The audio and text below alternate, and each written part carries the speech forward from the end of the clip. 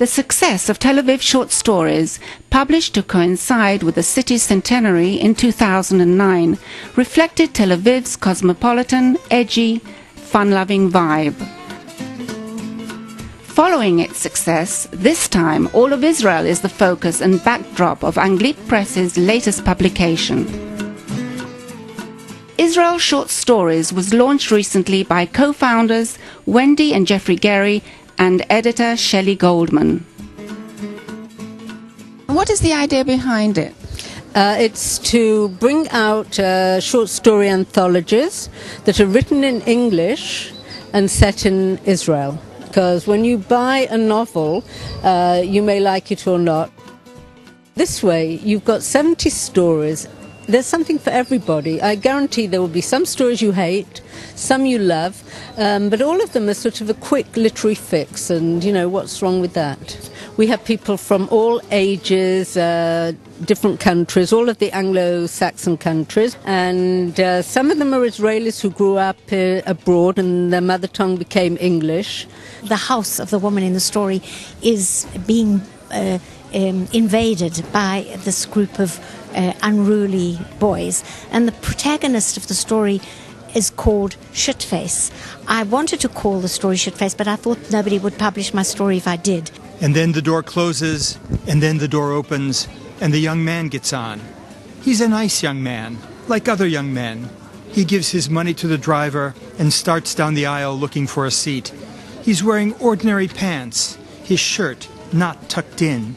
But he looks bigger than he is. He's not fat, and yet his shirt is not tucked in, and it sticks out bigger than he is. He stops in the middle of the aisle. He says something to the roof of the bus.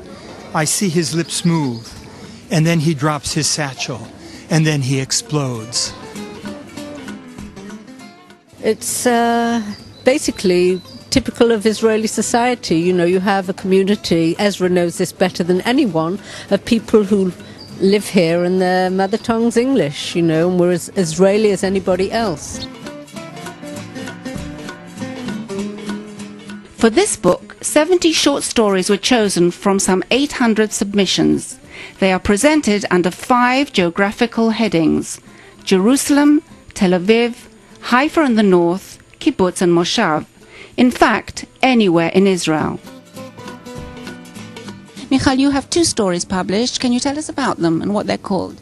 Well, one of them is called Tracing Her Footsteps, and it's about a woman who comes back to Israel for her mother's funeral.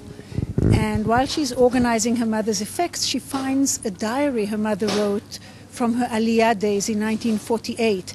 The other one is called Gazozon Dizengoff. It's about a woman who visited a sister on a kibbutz in the 50s and fell in love with a young Israeli, but they parted ways because she was engaged at the time. And many years later, she Googled him and she found him, and he's living in America, but they started emailing each other, and they decided to meet in Ben Gurion Airport and sort of see, just, you know, catch up.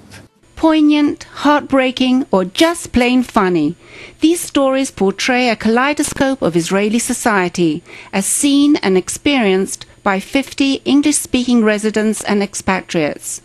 A good read and perfect gift for friends abroad.